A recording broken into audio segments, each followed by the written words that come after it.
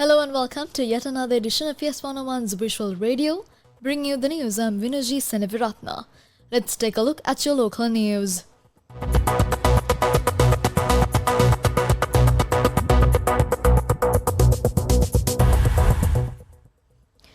In local news, the second annual general meeting of the Semi-Governmental Executive Officers Association was held at the Sri Lanka Foundation Institute under the patronage of Ranga Dissanayake, Director General of the Commission to investigate allegations of bribery or corruption.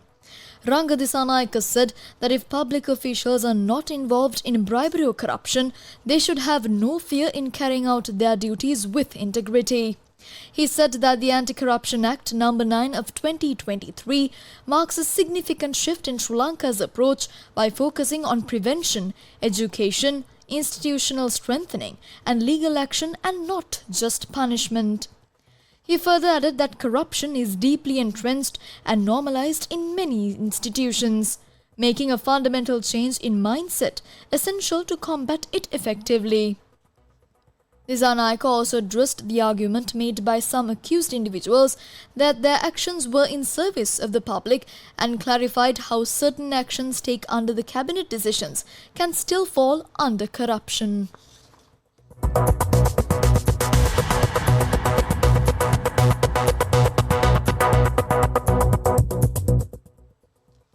Moving on to more local news. 341 suspects have been arrested in a special operation conducted in the Western Province. The operation, which was carried out from 7 p.m. to midnight last night, involved the police, Air Force, Army and Navy, as well as officers from the State Intelligence Service and the Police Special Task Force. The police stated that 159 cases were filed in connection with 324 grams of heroin discovered during the operation. In addition, it has been decided to file 203 cases regarding 332 grams of ice, 160 cases regarding 294 grams of cannabis, and 181 cases regarding illegal alcohol.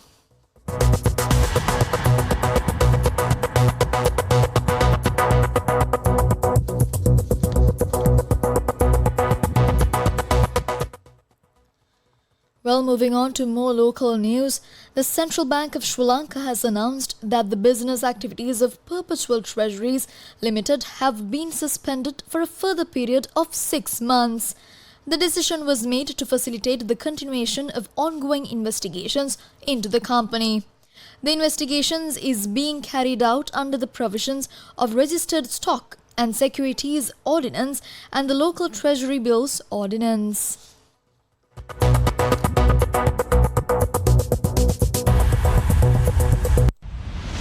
International news.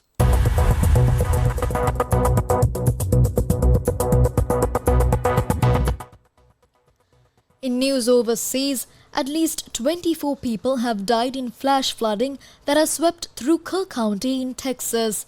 The floods have devastated a Christian girls' summer camp located on the banks of the Guadalupe River. About 20 children are still missing. There was little warning as the Guadalupe River rose 26 feet in less than an hour, and flooding that followed swept away mobile homes, vehicles and holiday cabins where people were spending the 4th of July weekend. Rescue crews are still searching for up to 25 children who were among the 750 girls attending the Camp Mystic just outside the town of Kerrville, 104 kilometers northwest of San Antonio. US President Donald Trump has called the disaster terrible and says the floods are shocking. And Texas Governor Greg Abbott says rescue operations will continue, calling for prayers from the community.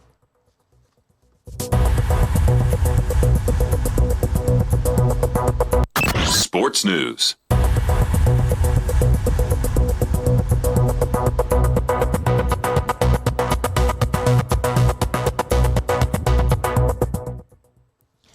Finally, moving on to your sports update. Shubman Gill cruised to his second 100 of the match and his third in 4 innings as captain, as India continued to dominate England in the second test at Edgbaston. Gill reached tea unbeaten on exactly 100, weighing up the timing of his declaration in the knowledge that England will require a world record run chase whenever he decides to pull the plug.